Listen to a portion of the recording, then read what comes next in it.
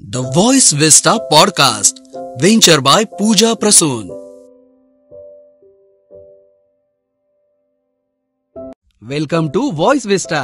बघूयात एक कॅन्डिड अर्थात वन टेक अनएडिटेड पॉडकास्ट ज्याचं नाव आहे ट्रेजर टॉक्स. आजचा हा एपिसोड खूपच विशेष आहे कारण आज आपण घुबड या पक्षावर बोलणार आहोत. भारतीय संस्कृतीनुसार घुबड हे देवी लक्ष्मीचं वाहन मानल्या गेलंय. आपल्या समाजात घुबडांविषयी अनेक समज गैरसमज आहेत.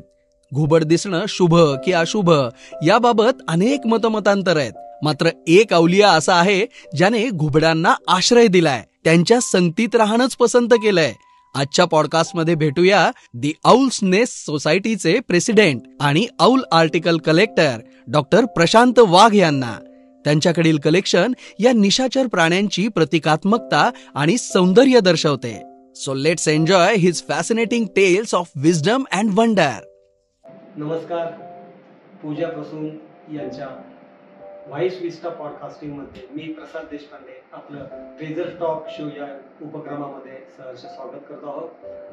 घुबड म्हणलं की आपल्याला त्याच्या भयावह चेहरा पाहून, त्याचा आवाज आणि त्याच्या 170 ते 200 डिग्री पर्यंत मान फिरवता येणाऱ्याच्या सवयीमुळे आपल्याला तो खूप भयावह वाटतो आणि याच कारणामुळे कदाचित तो अशुभ मानला जातो. आपण या अशुभ आणि शुभ मानण्याच्या पलीकडे जाऊन आज आपण हे घुबड हे लक्ष्मीचे वाहन आहे याच्याबद्दलचा संग्रह काय असू शकतो याची माहिती आपण घेणार आहोत. नाशिकचे श्री प्रशांत वाघ यांनी घुबडाच्या वेगवेगळ्या आकाराच्या, प्रतिमेच्या आणि चित्र असलेल्या वेगवेगळ्या प्रकारच्या वस्तू संग्रहित केल्या आहेत. आपण आज त्यांच्याकडून माहिती जाणून घेऊया.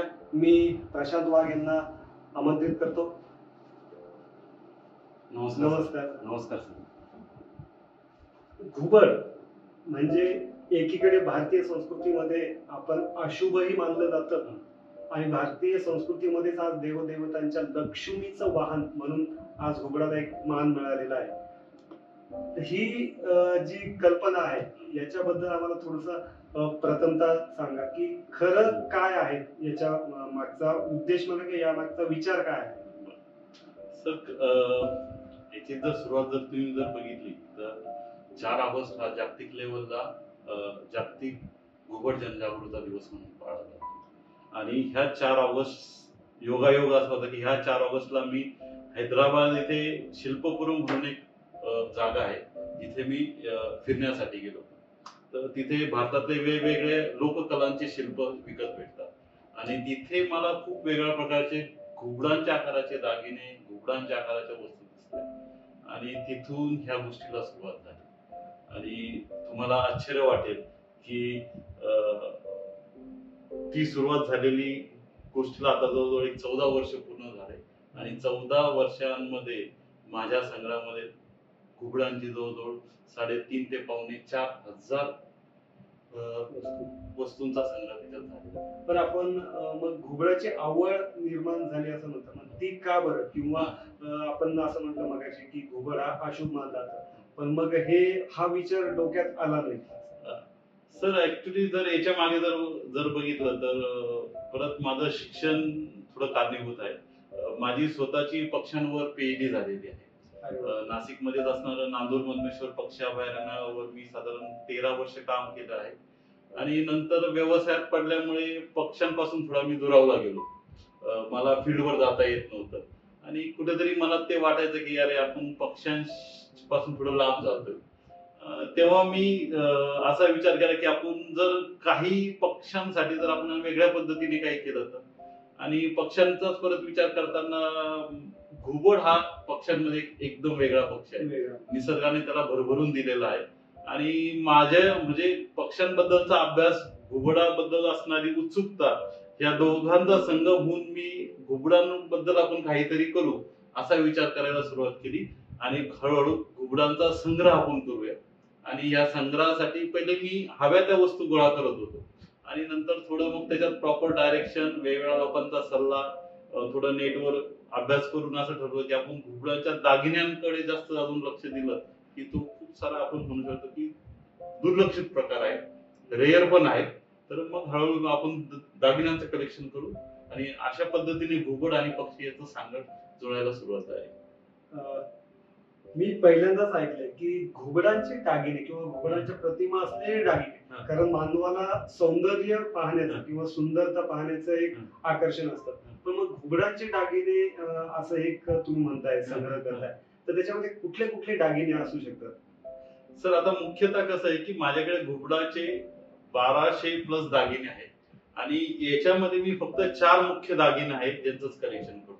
त्यामध्ये पहिलं आहे गळ्यातले पदक, ज्याला आपण पेंडेंट म्हणतो इंग्लिश मध्ये. दुसरं आहे ब्रोच किंवा त्याला आपण पोटावरचे पदक म्हणू शकतो. तिसरं आहे अंगठ्या किंवा ज्याला आपण फिंगर रिंग्स म्हणतो. आणि चौथं आहे इयर रिंग्स किंवा आपण ज्याला कानातले डूल म्हणतो. तर ह्या 4 प्रकारांमध्येच मी सर्व दागिन्यांचं कलेक्शन करतो. पण मग आपली ही सुरुवात कशी झाली? म्हणजे तुम्ही मगाशी सांगितलं कुठे हैदराबादला गेला होता, तर तेव्हापासून सुरुवात झाली की वेगळं काही कारण होतं? नाही, हैदराबादला जसं अगोदर म्हटल्याप्रमाणे सर की हैदराबादला मला खूप मोठ्या प्रमाणात पेंडेंट भेटले.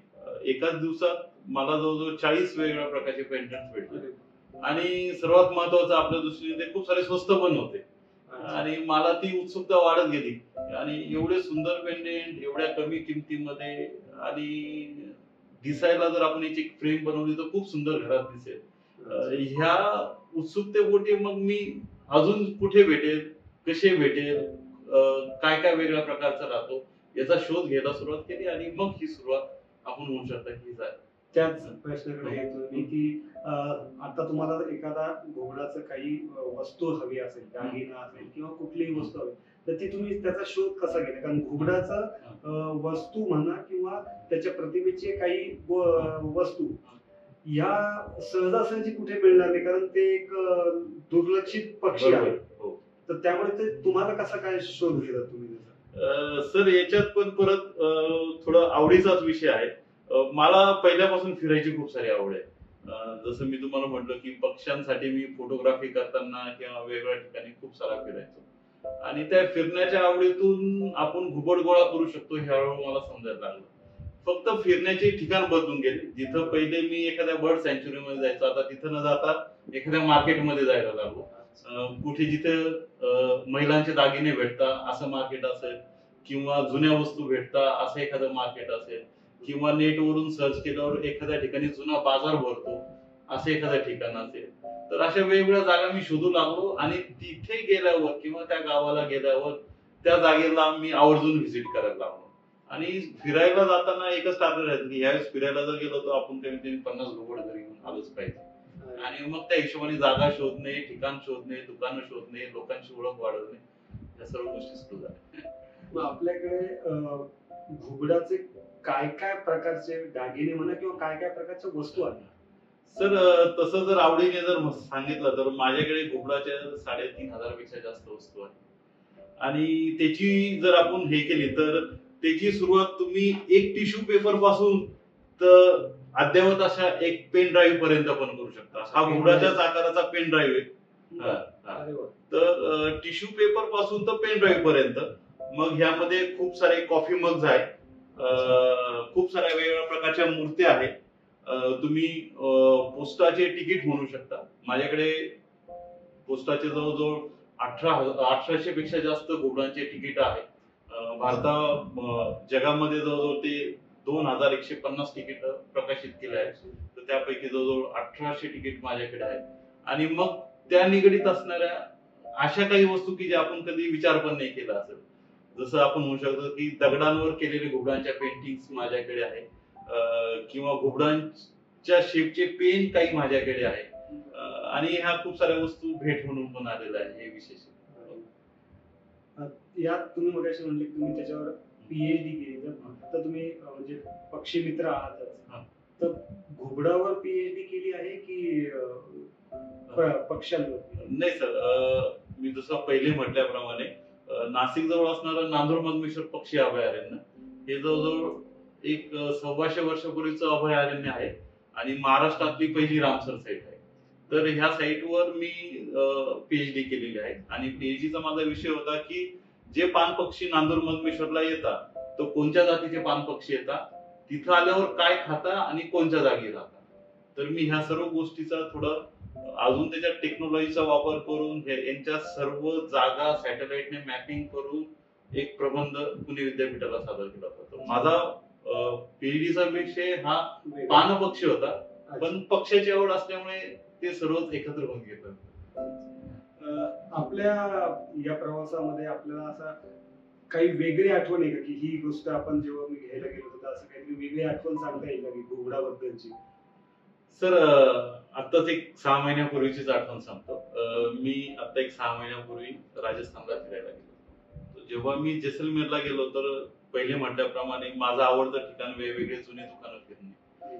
तर एका दुकानात मला घुबडाच्या खूप साऱ्या वेगवेगळ्या वस्तू दिसल्या आणि मी तिथे उत्सुकतेपोटी विचारायला गेलो की ही वस्तू कशी, ती वस्तू कशी, तिच्या किमती विचारल्या. परत राजस्थान हे टुरिस्ट प्लेस आहे, जैसलमेर तर खूप सारे फॉरेनर्स येतात, त्यामुळे त्या वस्तूंच्या किंमत खूप साऱ्या आवाजाच हवा होता. मला वस्तू तर आवडल्या होत्या पण किंमत पण खूप सारी जास्त होती. मग मी थोडे दुकानदाराशी गप्पा मारल्या आणि थोडं माझ्याबद्दल माहिती सांगितली, घुबडांबद्दल माहिती सांगितली, माझ्या कलेक्शन बद्दल सांगितली. तर तो दुकानदार नंतर एवढी उत्सुकता तिची हे झाली की त्याने, सर आपको जो पसंद है वो चूज कीजिए, आप रेट का बिल्कुल मत सोचिए, रेट तो हम बाद में करेंगे, खाली पहिले आपको वो पसंद आना चाहिए. ह्या भाषेत त्यांनी माझ्या संग्रहाला दाद दिली आणि मला आवडणारे घुबड पण भेटले. त्यांनी माझ्या बरोबर सेल्फी पण घेतली, आजूबाजूच्या दुकानातल्या 4 लोकांना पण बोलवले आणि अजूनपर्यंत म्हणजे आश्चर्य वाटेल, तो अजूनपर्यंत माझ्या टच मध्ये आहे. त्याच्या दुकानात जे काही नवीन घुबडावर वस्तू आले, घुबडावरचं नवीन काही पण आर्टिकल्स आलं तर तो मला पाठवतो, सर आपको चाहिए क्या, मैं रेट करके दूंगा, आपको आपके घर तक पोहोचा दूंगा. तर असे खूप सारे अनुभव मला आले. खूपच छान अनुभव की एक छंद माणसाला, अनोळखी माणसाला कसा प्रेमात पाडतो आणि त्या प्रेमामध्ये प्रेमापायी अनोळखी माणसाला सुद्धा त्या शॉपकीपरने तुम्हाला ते कमी किमती, पण ऍक्च्युली ती किमतीपेक्षा त्याचा आनंद मोठा होता तुमच्यासाठी तो, कारण ती गोष्ट आवडली आणि ती मिळाली. तर पुढचा तोच प्रश्न की एखादी गोष्ट आवडली म्हणजे घुबडाची एक प्रतिमा आवडली पण ती तुम्हाला मिळाली नाही किंवा ड्रीम आहे की ही मी बघितली चित्रामध्ये आणि ती मला अजून मिळाली नाही की मी शोधतोय, असं काय आहे का तुमच्या डोक्यामध्ये?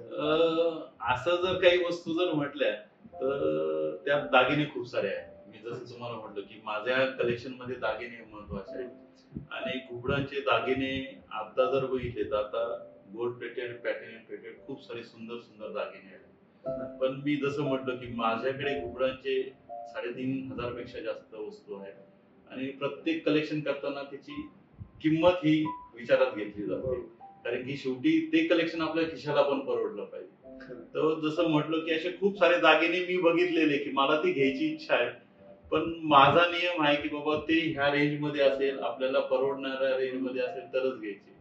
तरी पण मी म्हणू शकतो की माझ्या बकेट लिस्ट मध्ये ते ऍड केलेलं आहे की आपल्याला एक ठराविक वेळेनंतर हे काही सिलेक्टेड दागिने, हे काही सिलेक्टेड पेंडेंट्स घ्यायचेच आहे.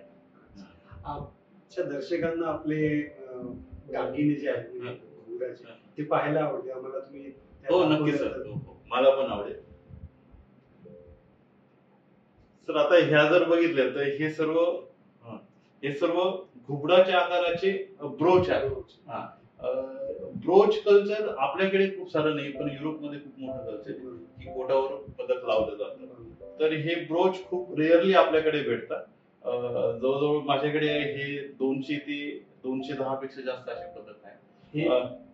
याच्यामध्ये पण काही पदक एकदम युनिक आहे. जर तुम्ही हे पदक जर बघितलं तर एक घुबड आहे जो ब्लॅक कलरची हॅट, ब्लॅक कलरचा कोट, हातात काड्या, इंग्लिश मॅन सारखा आहे.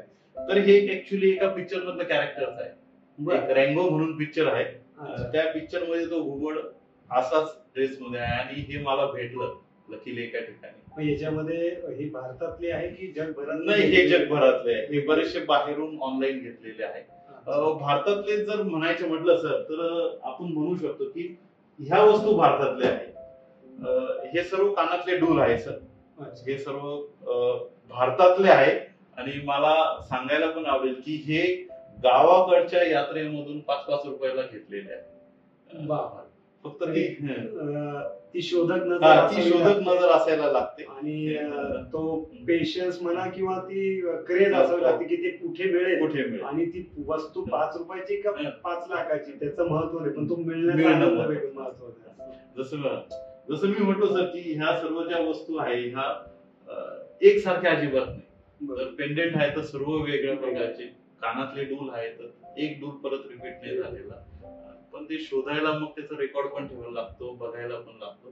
तर अशा खूप साऱ्या वस्तू आहेत. आता हे जी मगाशी बोलले की छंद आहे, आवड आहे आणि आवडीला मूल्य नसतं, त्यामुळे काही वस्तू घेताना खूप पैसा पण द्यावा लागतो आणि यासाठी मग घरच्यांचा तुम्हाला सपोर्ट कसा मिळतो किंवा एवढा खर्च करताय आणि त्याचा काही यूज असं म्हणता येणार नाही किंवा हे दागिने तुम्ही वापरतात, असा एक दुसरा प्रश्न. नाही, आता जर पहिला प्रश्न तसं जर म्हटलं तर घरच्यांचा विरोध आम्हाला पहिल्यापासून नव्हता, कारण की त्यांना माहित होतं की याची आवड पक्ष्यांबद्दल खूप सारी आहे. आणि जेव्हा मी दागिने गोळा करायला सुरुवात केली तर तुम्हाला सांगायला आवडेल, माझ्यापेक्षा माझी मिसेस जास्त लवकर ते दागिने शोधायची. फक्त तिची एक आठ राहायची, घेताना 2 घ्यायची, एक मला पण बरोबर. आणि आता तर मुलगा पण आमच्या बरोबर फिरताना राहतो, तो पण मोठ्या आवडीने बघतो. म्हणजे माझ्या अगोदर त्याला घुबड दिसतात, पप्पा तिथे मी घुबड बघितलं, आपण ते पटकन घेऊया, असं तो खूप उत्सुकतेपोटी सांगतो. तर घरच्यांनी मला खूप सारी मदत यासाठी केलेलं आहे. पण मग आता तोच त्याला धरून आपण एक प्रश्न की मगाशी घुबड हे शुभ मानलं जातं, तो भाग वेगळा, तो प्रत्येकाचा विचार वेगळा असेल. पण मग तुमच्या घरामध्ये आज एवढे घुबडाचे दागिने किंवा घुबडाच्या प्रतिमा आहेत, तर मग घरामध्ये त्याचं कसं हे मिळतो, त्यांना रिस्पॉन्स कसा मिळतो? नाही, त्याचा प्रतिसाद जर बोललो ना सर तर तो आपण म्हणू शकतो बियॉन्ड इमॅजिनेशन आहे. मागच्या 2 वर्षापूर्वी गणपतीला मी फक्त घुबडांच्या दागिन्यांचा आरस केलं होतं आणि त्याला माझ्या आईने खूप सारी मदत केली होती. आईच्या मैत्रिणी येतात किंवा आई खूप साऱ्या जणांना ते दाखवायला नेते. म्हणजे तिला गुडघ्यांचा त्रास आहे, ती जास्त चालू शकत नाही, पण जेव्हा कोणी तिच्या मैत्रिणी आल्या किंवा ते आलं तर ती स्वतःहून त्यांना माझ्या दागिने दाखवायला सर्व ठिकाणी फिरते आणि ते उत्सुकतेपोटी सर्वांना सांगते की हे घुबड आहे, माझ्या मुलाचं कलेक्शन आहे आणि ह्या घुबडाने माझ्याकडे किती सुबत्ता आणलेली आहे. कारण घुबड हे लक्ष्मीचं वाहन आहे. कुणी काही म्हणू, पण आज जर तुमच्या घरामध्ये समजा 2-5 हजार घुबडांच्या प्रतिमा असतील तर नक्कीच तुमचं भरभराट होतच असेल, त्याबद्दल काही शंका नाही. पण आता हे तुम्ही जेव्हा कलेक्शन करता तर याचं मेंटेनन्स कसं करता किंवा तुम्ही सांभाळ कसा ठेवा, काही मेंटेनन्स आहे का याला?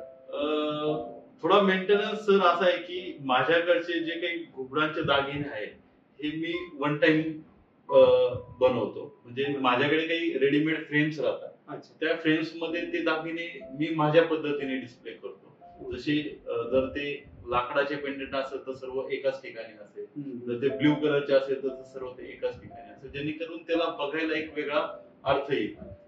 तर हे सर्व दागिने एकदा फ्रेम मध्ये पॅक केल्यावर त्याचा मेंटेनन्सचा तर विषय नाही कमी. पण ह्या ज्या काही बाकीच्या वस्तू आहेत, खास करून स्टॅम्प्स आहेत किंवा जे काही पेपर किंवा ज्या काही खूप साऱ्या नाजूक वस्तू आहेत, त्यांना मेंटेनन्स साठी बराचसा त्रास घ्यायला लागतो. त्यांना 2-3 प्लास्टिकच्या बॅग्स मध्ये पॅक करणे, रेग्युलर त्यांना बघणे, त्यांना कुठे खराब झाले का नाही, हवा लागली का नाही, कुठेतरी हे बघणे आणि जे काही कॉफी मग आहेत त्यांची रेग्युलर संडेला क्लिनिंग करणे, या सर्व गोष्टी म्हणजे हे डे बाय डे ऍक्टिव्हिटी आहे आणि ती मजा देणारी पण आहे. बरोबर.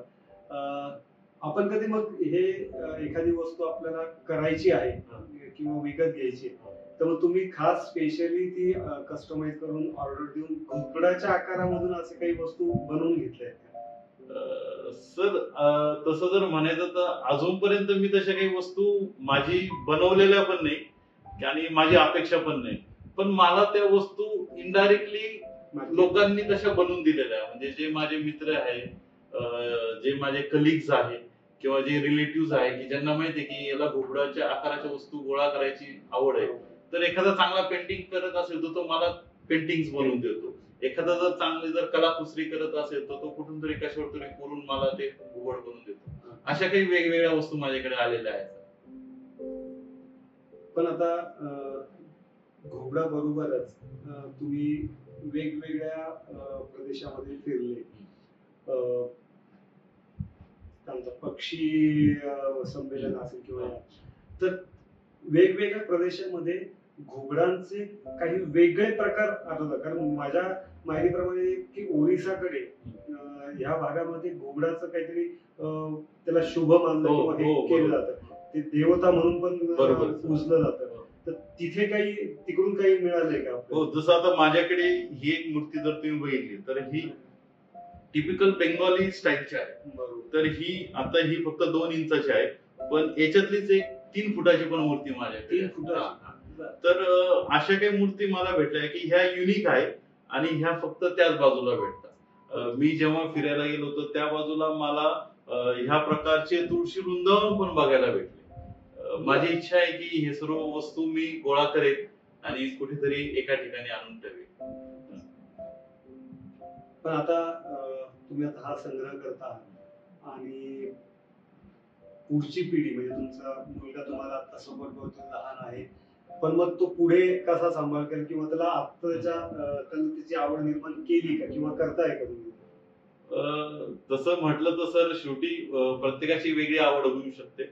मुलाला आवड आहे, पण माझी इच्छा आहे की मुलापेक्षा जे काही बाहेरचे समाजातले घटक आहेत, खास करून समाजातले जे काही तरुण वर्ग आहे, त्यांना हे सर्व प्रदर्शन किंवा माझा संग्रह बघायला भेटणे आणि त्यांच्यामध्ये ह्या रिलेटेड एखादी आवड तयार करणे. की बाबा मी जसं घुबडाचे दागिने गोळा करतो किंवा घुबडाच्या वस्तू गोळा करतो, तुम्ही एखाद्या पक्षाचे करा. जसं मोर आपला राष्ट्रीय पक्षी आहे, पण माझ्या कुठे ऐकण्यात नाही की मोरावर लोकांनी ह्या पद्धतीने कासव आहे, हत्ती आहे किंवा नामशेष होणारे. कोकणामध्ये माझे एक मित्र आहे की त्यांच्याकडे पँगोलिन किंवा आपण खवल्या मांजर म्हणतो, त्याच्या रिलेटेड खूप साऱ्या वस्तूंचं कलेक्शन आहे की जेणेकरून त्या प्राण्याबद्दल समाजात थोडी जागृती वाढेल, लोकांच्या मनामध्ये त्याच्याबद्दल असणाऱ्या ज्या काही अंधश्रद्धा आहेत त्या दूर होईल.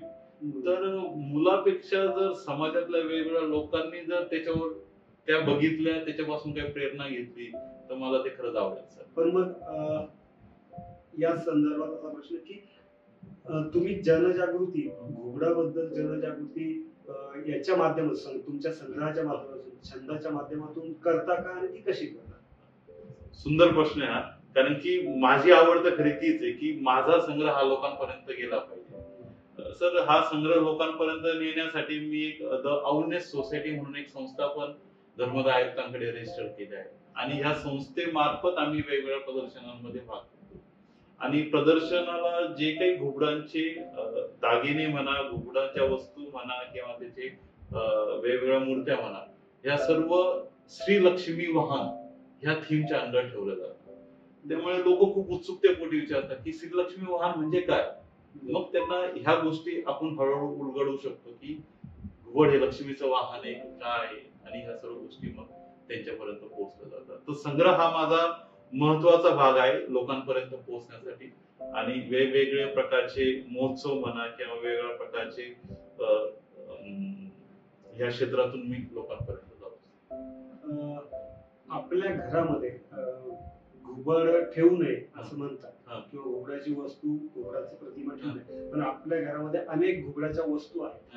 तर एक धार्मिक प्रश्न असा की तो देवाऱ्यामध्ये पर्यंत पोहोचला आहे का, किंवा तुम्ही लक्ष्मीचं वाहन म्हणजे लक्ष्मीच साक्षात लक्ष्मी म्हणता येईल, तर ते तुम्ही आहे का तुमच्या देवाऱ्यामध्ये वगैरे? सर, मला सांगायला आवडेल की घुबड माझ्या देवाऱ्यामध्ये पण आहे, फक्त ते वेगळ्या रूपामध्ये आहे. माझ्याकडे एक मूर्ती की घुबड, देवी लक्ष्मी ही घुबडावर आरूढ झालेली किंवा बसलेली आहे, तर ती मूर्ती माझ्या देवाऱ्यात आहे. आणि आईचा तर माझा नेहमी आग्रह राहतो की जेव्हा पण काही चांगला सण असेल, दिवाळीत लक्ष्मीपूजन असेल, तुझ्या फ्रेम मधल्या किंवा तुझ्या ज्वेलरीच्या फ्रेम मधली एक फ्रेम ही त्या पूजेला ठेवली असते. म्हणजे तिची श्रद्धा खूप सारी आहे. जरी घुबड अशुभ असेल, लोकांना मानत असेल, पण ती त्याच्याकडे खूप वेगळ्या नजरेने बघते.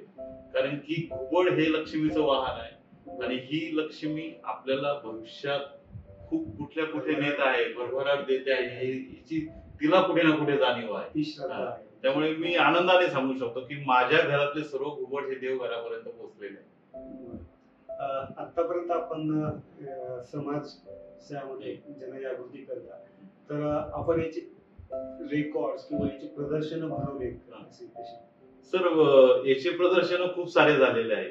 मला सांगायला आवडेल की भारतात जे पहिलं आंतरराष्ट्रीय घुबड महोत्सव झाला होता तिथे पण याचं प्रदर्शन होतं.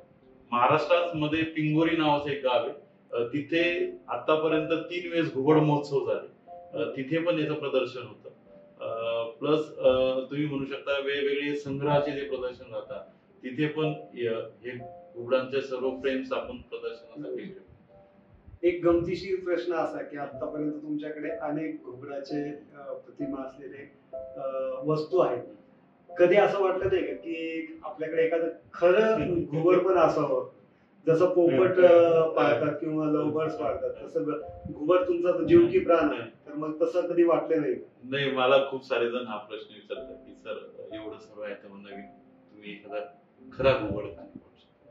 पण तसं जर म्हटलं तर भारतामध्ये या गोष्टीला सर कायद्याने मनाई आहे. भारतीय वन्यजीव कायद्यामध्ये घुबड हा शेड्यूल 4 चा अॅनिमल आहे. शेड्यूल 4 म्हणजे त्या तक्त्यामध्ये जे अॅनिमल समाविष्ट आहे त्यांना तुम्ही संग्रहित करू शकत नाही, त्यांना तुम्ही पाळीव प्राणी म्हणून वापरू शकत नाही, त्यांची शिकार करू शकत नाही. जसं भारतामध्ये बघितलं तर हत्ती, सिंह किंवा वाघ हे शेड्यूल 1 चे अॅनिमल्स आहे, यांच्यासाठी वेगळे नियम आहेत.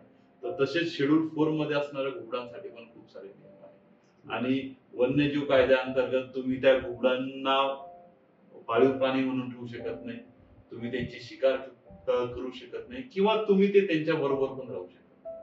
हा, पण मी खूप सारे घुबड ह्या आवडीतून त्यांचे रेस्क्यू केलेले आहे. घुबडाला मी खूप जवळून बघितलं आहे, खूप साऱ्या घुबडांना हाताळलेलं आहे, जखमी झालेल्या घुबडांना वेगवेगळ्या संस्थेकडे पण दिलेलं आहे. पण ते आपण पाळू शकत नाही सर, कारण की त्याला कायद्यानेच मनाई आहे. खरं आहे, कारण घुबड आणि कुठलाही पक्षी त्याला काही रिस्ट्रिक्शन्स आहेत, पण हा जो तुमचा छंद आहे तो अगदी मुलखा वेगळा आहे. कारण आज घुबडाला तशी पाहिली तर लोकांची मनस्थिती किंवा मानसिकता अशी की ती अशुभ आहे. ती गोष्ट खरंच मला असं वाटतं की ती चुकीची आहे. कारण आज जर का लक्ष्मीचं वाहन, आपण एकीकडे लक्ष्मीची पूजा करतो आणि गणपतीची जशी पूजा करतो तेव्हा गणपतीच्या पूजेबरोबरच मूषकाची म्हणजे उंदीराची पण पूजा होते. तसंच जर का लक्ष्मीची पूजा करताना आपण घुबडाची पूजा केली तर नक्कीच भरभराट होईल. पण या निमित्ताने तुमच्या माध्यमातून तुम्ही लहान मुलांना किंवा छंद जोपासण्याकरता किंवा घुबडाबद्दल काही टिप्स किंवा काही सल्ला देऊ इच्छिता? सर याबद्दल मी 2 गोष्टी एकदम आवर्जून सांगेन की घुबड हा अशुभ नाही, तो देवी लक्ष्मीचं वाहन आहे. भारतीय संस्कृतीमध्ये किंवा युरोपियन संस्कृतीमध्ये त्याला विद्वत्तेचं प्रतीक मानलं जातं. तर ते का मानलं जातो आणि ह्या गोष्टीचा जर आपण अभ्यास जर केला तर आपण समाजात घुबड जनजागृती करू शकतो. दुसरी गोष्ट, मी खूप साऱ्या माझे जे काही लेक्चर्स होता किंवा प्रदर्शन होतं तिथं लहान मुलांना आवडीने सांगतो की ह्या पुढे जर कोणाचा वाढदिवस असेल, कोणाला जर तुम्हाला गिफ्ट द्यायचं असेल तर तुम्ही घुबड आकाराच्या वस्तू त्यांना गिफ्ट द्यायच्या, की जेणेकरून ते लोक विचाराल मला तू घुबडाच्या आकाराचं रबर का दिलं, किंवा तुम्हाला घुबडाचा पेन का दिला, किंवा मला तू घुबडाच्या आकाराची वही का दिली. तर तू त्याला समजून सांगितलं घुबड हा शुभ आहे, ते देवी लक्ष्मीचं वाहन आहे आणि ही तरुण पिढीच समाजामध्ये चांगला निरोप देऊ शकेल. जर मी ही गोष्ट 10 मुलांना सांगितली तर ते नक्कीच पुढे 50 जणांना सांगेल आणि 50 जण पुढे नक्की 500 जणांना सांगेल. तर ह्या 2 जर माध्यमातून आपण जर घुबडांकडे जर बघितलं तर समाजाची नक्कीच घुबडांकडे बघायची नजर बदलू शकते. आज बरेचशा वस्तू तुम्ही इथे आणल्या होत्या. आता या पुढे तुम्ही घरामध्ये न ठेवता याचं पुढच्या पिढीला किंवा समाजासाठी दाखवण्याकरता म्युझियम किंवा असं संग्रहालय करायचं काही मानस आहे का? मनातली गोष्ट सांगितली तुम्ही. सध्या माझ्या घरी एक छोटं म्युझियम आहे. तिथे ह्या सर्व 54 फ्रेम्स, घुबडाचे सर्व कॉपी मग्स हे सर्व डिस्प्ले आहे. पण ते राखं घर आहे. माझी इच्छा आहे की ज्यांना ह्या गोष्टीबद्दल प्रेम आहे, ज्यांना ह्या गोष्टीबद्दल आवड आहे, ज्यांना पक्ष्यांबद्दल आवड आहे अशा लोकांनी यावं आणि तिथं त्यांचा क्वालिटी टाइम व्यतीत करावा. तर याच्यासाठी मी नक्कीच एक म्युझियम तयार करतो आहे. त्या दिशेने बरीचशी वाटचाल सध्या चालू आहे. हा सर्व संग्रह तिथे वेगवेगळ्या रूपात मांडता आला पाहिजे आणि माझी इच्छा आहे की तिथं लोकांनी येऊन ह्या गोष्टीचा अभ्यास केला गेला पाहिजे. म्हणजे तिथं घुबडांवर फक्त आधारित लायब्ररी पासून ते संग्रहापर्यंत सर्व वस्तू जर एका जागी असेल तर लोक आवडीने तिथे येऊ शकतात, त्यांचा क्वालिटी टाइम तिथं देऊ शकतात आणि घुबडाबद्दल पण समाजामध्ये खूप सारे आपण ज्याला म्हणू शकतो की जे अज्ञान आहे ते दूर व्हायला मदत होईल. तर संग्रहाचं रूपांतर एका छानशा म्युझियम मध्ये करण्याची इच्छा आहे आणि ते लवकरच होईल. त्यासाठी तुम्हाला नक्की शुभेच्छा. धन्यवाद. अजून एक प्रश्न मला जरा आठवला की तुम्ही जेव्हा घुबडाचा विषय निघतो किंवा भारतामध्ये वेगवेगळ्या ठिकाणी वेगवेगळ्या प्रदेशामध्ये वेगवेगळे घुबड असतील, बरोबर. असं तुमच्या पाहण्यात किंवा तुमच्या अभ्यासामध्ये जगभरामध्ये घुबडाच्या जाती वेगळ्या आहेत किंवा त्यांचं दिसणं किंवा त्यांचा सगळं एक लुक तो एकसारखा आहे की वेगळा आहे? हा प्रश्न जरा राहून गेला मागे. नाही सर, हा खरंच प्रश्न पहिला असता तर अजून लोकांना चांगलं समजलं असतं. घुबड जगामध्ये घुबडाच्या खूप कमी प्रजाती आहेत. आता 234 घुबडाच्या प्रजाती आतापर्यंत जगामध्ये आहे आणि या सर्व घुबडाच्या प्रजातींचं 2 फॅमिलीमध्ये डिस्ट्रीब्युशन केलं आहे.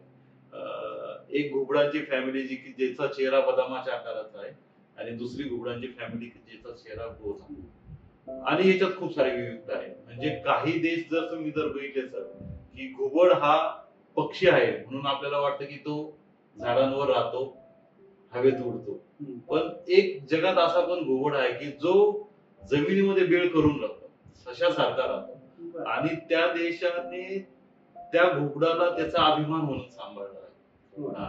अरुबा नावाची कंट्रीज आहे की तिथं बरोईंग आळू सापडतात, म्हणजे जे आऊ बरो करून बेड करून राहतात आणि त्या देशाने त्या घुबडांवर नाण्यांपासून सर्व काही गोष्टी प्रकाशित केलेल्या आहेत. त्या घुबडाच्या आकाराच्या नोटा पण आहे, नाणी पण आहे, पोस्टाचे तिकीट पण आहे.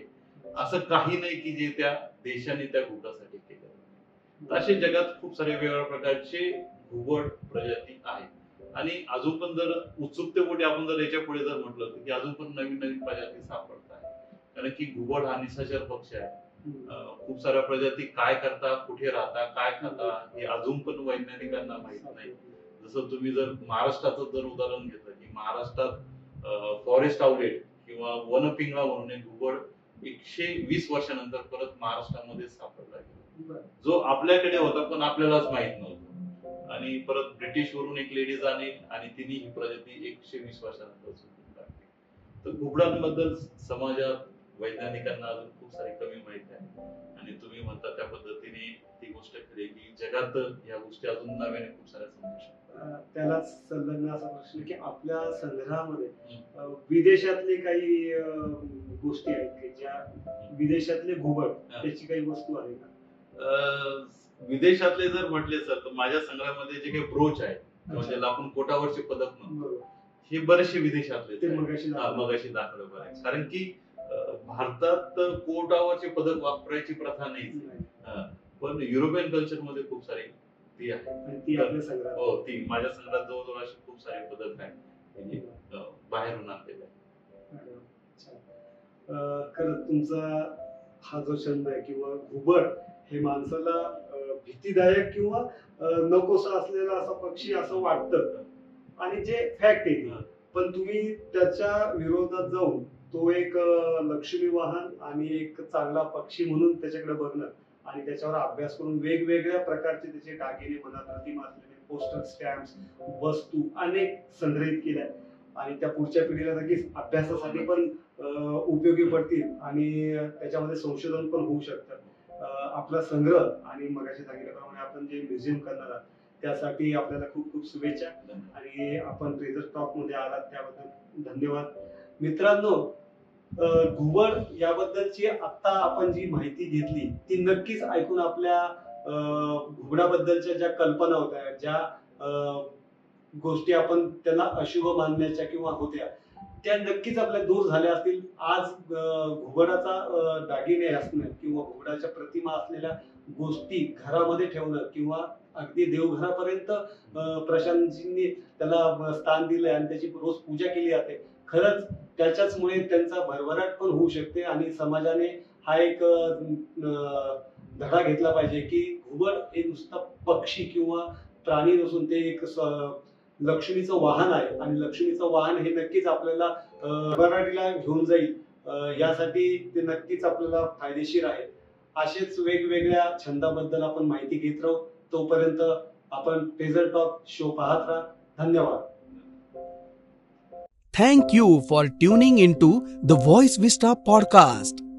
आप और भी इंटरेस्टिंग शो सुन सकते हैं thevoicevista.in पर. ये शो कॉन्सेप्चुअलाइज किया है पूजा प्रसून ने, प्रोड्यूस किया है द वॉइस विस्टा ने. गेस्ट कोऑर्डिनेशन में हमारे साथ रही सुनीता जी चौहान. डिजाइन किया है टीम क्रिएटर्स डेन ने. साथ ही एडिटिंग और प्रोडक्शन के लिए धन्यवाद टीम लर्निंग बी को. प्रोमो वॉइस दिया है राहुल ढोले ने. लाइक, फॉलो और सब्सक्राइब करना ना भूलें.